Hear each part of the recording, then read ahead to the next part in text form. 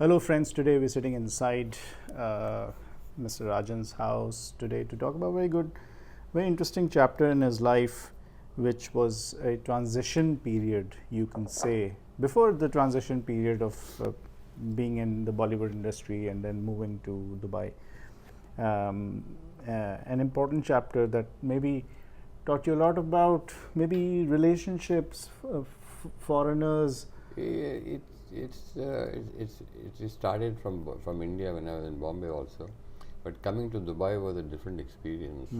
When I moved here in 2000, I started from scratch again at the age of 53 with nothing. I didn't bring any of my money or any investments, anything into it. I started from scratch, and I opened there's a friend of mine, Mr. Salim Khan, who is a good friend of mine, and I told him, I said, pay the money of 70,000 dirhams and get me an Ajman for his own warehouse. And I want to start and try and start a new business here. And I used to live in a small apartment in Baisan Apartments in Dubai, paying 90 dirhams a day, and I used to wash my underwear and have Maggi noodles in those days. But in India, I was, everything was there. There was an empire. But I wanted to do it for myself. I wanted to start from scratch again here. I think you mentioned in the last episode, one of the previous episodes, that your life, there could be a movie made about your life. Maybe it should be shown in Hollywood. But speaking of Hollywood, there is an episode in your life that has to do with going to Hollywood. Is that something that you were aspiring to? Is this something that you wanted? It is not something. It was not on your mind. It just came to me. As I said, a lot of things that have happened to me have happened to me by sheer destiny and chance. I have not gone after things. Not chased. Not chased anything. Whatever has come to me has been, maybe, I don't know whether it's my work, my reputation, my integrity, my honesty of how I do business, or people get to know. But this opportunity came to me by sheer chance, and I think I'm very lucky to have had that opportunity.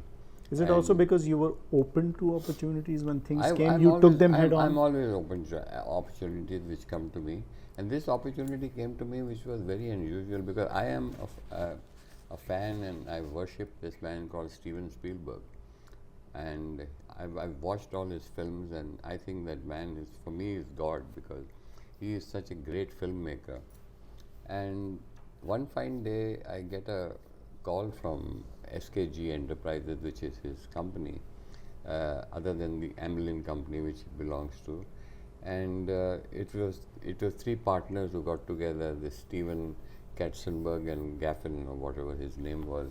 Steven Katzenberg and Guttenberg or Guttenberg or something. Achha. There were three partners. So they formed SKG Enterprises, and they had different film. One was the film production unit, one was the animation unit, and they made a lot of animation movies, which were very successful. So one day I get a call from them and a message from them that we would like to invite you to come to visit us in SKG Animation Studio. I was absolutely shocked. And why are they calling me? This was after the post-release of my film Ramayan, which was an animation film again. So they had done their homework and study and research, or whatever you call it, and they had said that I think we should approach this man, because by that time I had started dubbing Hollywood films, and I had got into, and my first film which I did was True Lies, and I had bought Schindler's List, which was again a Steven Spielberg film. And I had bought that and I dubbed that in Hindi and released it, and probably that was the reason why, who's this man who's brought Schindler's List into a Hindi film. Though it was not a great success, because there was no connect with the Indian audience to Schindler's List, absolutely. But I had bought it because I loved the man, and I said, even if I lose money, I don't give a damn. I want to release this film. It's just something for me which I wanted to do as my tribute to him, or whatever you call it. And I went to Hollywood, and they welcomed me with open arms, and I was very thrilled. In fact, they give you one sticker when you enter Hollywood, and I still kept that sticker. And I had a meeting not with Steven Spielberg, but with Mr. Gatzenberg, who was heading the animation studio.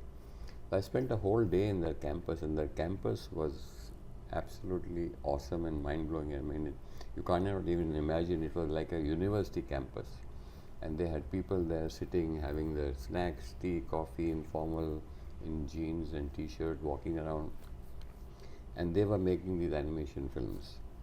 So I told him, I said, first question I asked him, I said, why me? They said, no, we've done our homework in India, and I think for animation film, you're one of the first people in India who released a Japanese animation film into 5 languages. And we want you to. I had done my homework of all the collections of all theaters in India. I had done all my homework, and because these people are very particular about figures and facts. So I had taken all that.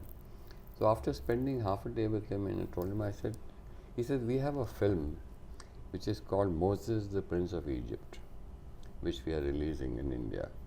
And we have been releasing films of Hollywood, pure mainstream Indian and English film, but they're all run in A metros, in cities, in metros, Bombay, Delhi, Madras, and they release it for 1 week and they're gone. But just to keep their exposure of Hollywood films into India, they had offices of Paramount, Universal, all the other big companies, Columbia, and they had offices there. So I had met Mr. Sarabjit Singh, who was heading Paramount at that time, and I gave him the idea when this whole Bombay episode happened and the prices went crazy.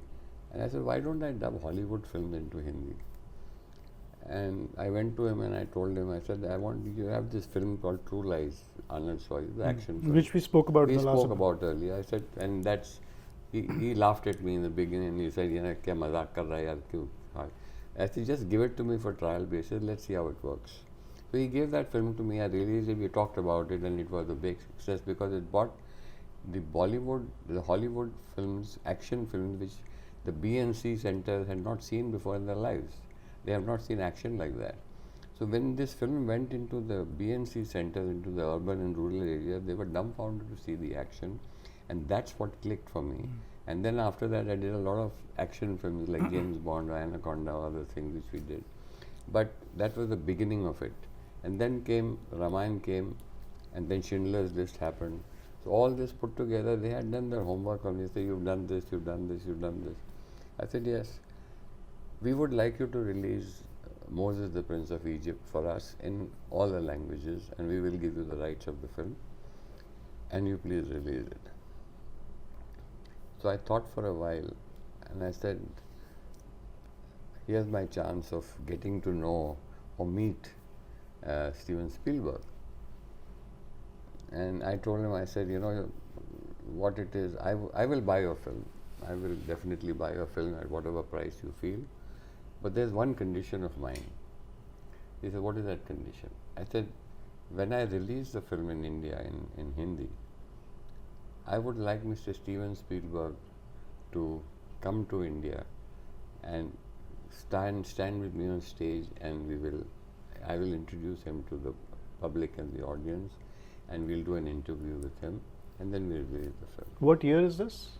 This must be, I think, I don't remember the year, must be year 95, 96 something, sometime, and that was the year. And he told me straight away, he says, Mr. Lal, I don't think Steven Spielberg will come to India for the release of this film. I don't think it is. I haven't talked to him, but I'm sure that would not be the way how we would like to do it. He would not come for this film because he doesn't go for any of his films release or premieres unless it's a big film like with Tom Hanks, he did Ryan's War, whatever he did. Saving Private Ryan. Yeah, Saving Private Ryan. And and I have watched all his films with great intensity many times over. He says, उस वक्त saving private Ryan भी नहीं आई थी, नहीं आई थी, वो 99 में आई थी. तो उस वक्त जो है, he told me he will not come. I said, I'm sorry. Then I will not be able to take it. He says, why? You are refusing SKG and Steven Spielberg's film, refusing it? I said, I'll give you a reason why. The reason is that I released Ramayana, animation, and it didn't work for me. Now, Ramayana is directly connected with our Hindu culture, and everybody knows the Ramayana and Mahabharata, and there were a lot of episodes on television, films being made. And if Ramayana in animation didn't work, I think I did something wrong, or maybe ahead of time. And like I said in my earlier episode, now they're re-releasing Ramayana, the Legend of Rama, by Farhan Akhtar, which is now the right time to release it, and it will be a success. But that time it didn't work. So I said, Moses, the Prince of Egypt, has nothing to do with the Indian audience. I mean, they know nothing about Moses and Prince of Egypt and whatever that film is. That whole thing has happened somewhere else in other part of the world. It's about Jesus Christ and all this thing, which people here in India are not very keen about. So if they are not very interested in an animation film about Ramayana, how will Moses, the Prince of Egypt, work? Fair point. I said, this is my logic which I'm using, but I was ready to take a gamble on this film only for the reason that I get to meet Mr. Steven Spielberg. He said, that will not happen. I said, then I'm sorry, I will not be able to do it, because that's risking a large amount of my money, which I know will not give me a good return or even break even.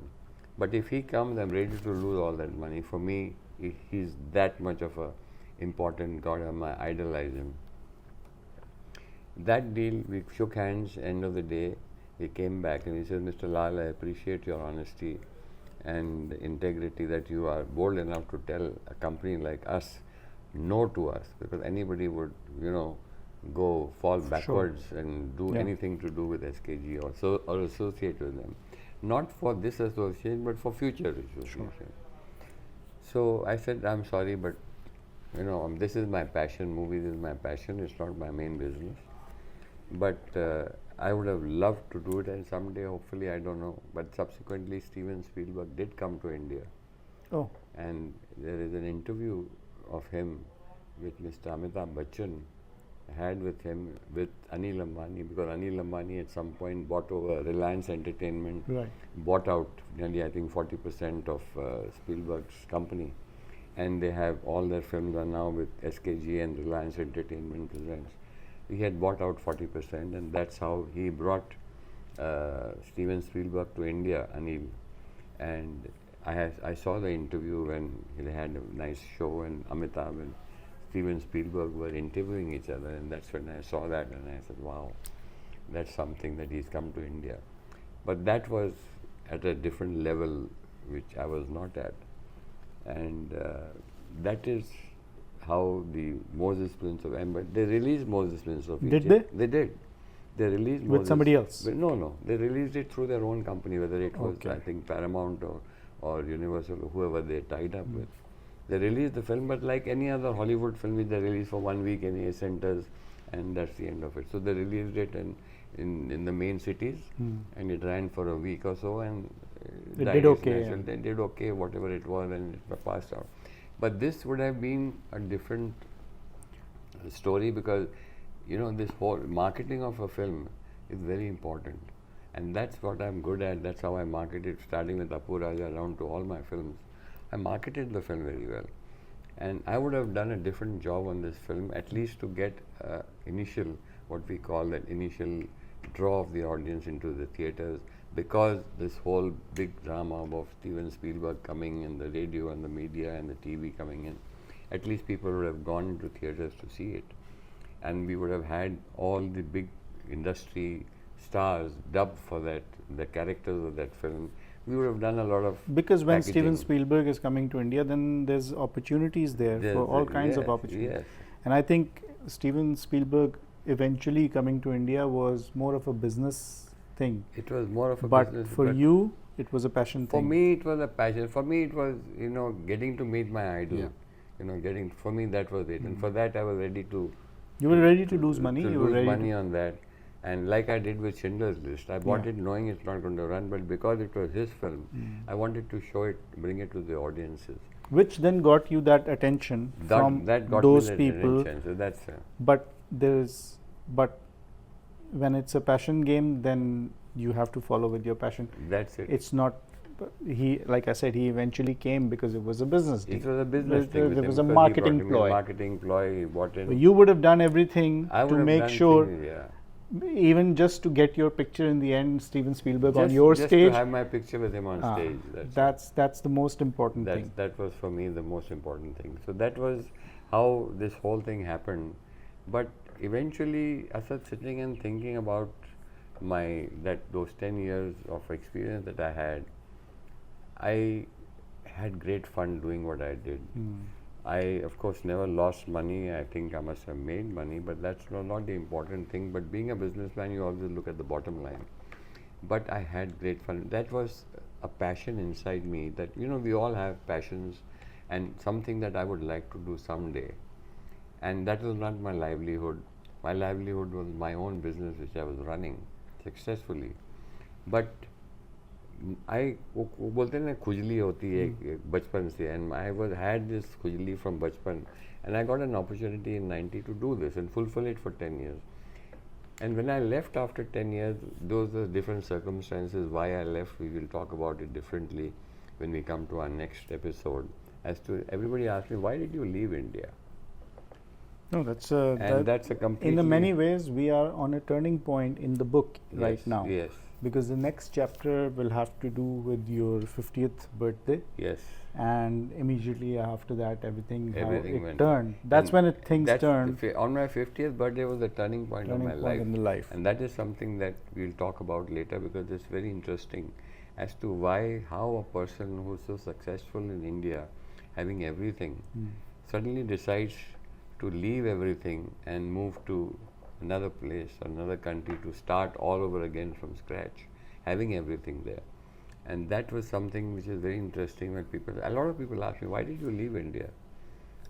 And I said, when I tell them the story and seeing the conditions under which we are now and the quality of life and the life we have now here, which is stress-free, and I think for me it's paradise, and it's the best decision I've ever made in my life to move from India to Dubai. And everybody who meets me now says, Rajan, you did the right thing.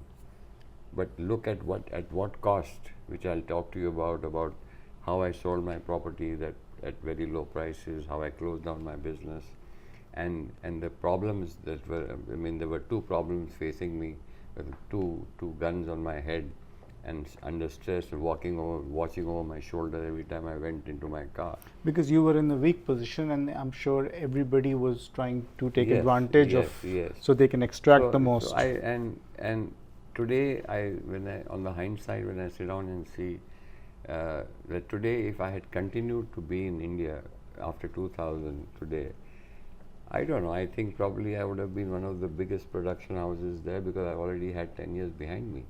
And a lot of others came in after that. I would have probably been something else, but I have no regrets, because I am today at peace with myself that I did and been there, done that kind of thing. And lived to tell the tale. But the others couldn't live to tell the tale. The others who were there before me and bigger than me, like Gulshan Kumar and Bharat Bhai Shah and Jammu Sugandh and all today, are all, what their condition is or what happened to them. And I was on the bottom line of that ladder. And I'm so happy that I did to take this decision, because I'm sitting on my life and sitting here and talking to you today to tell you the tale. So that is what it is. But I think everything happens with destiny. And this is what my God, my Sai Baba guided me to. He says, now it's time to move here, and I am here, very happy, living with my life stress-free, my children settled, everything done, and enjoying and doing what I want to do now. That's what I'm doing. Excellent. I think on this happy note, thank you very much, viewers, and we will see you next week. Thank you. See you next week.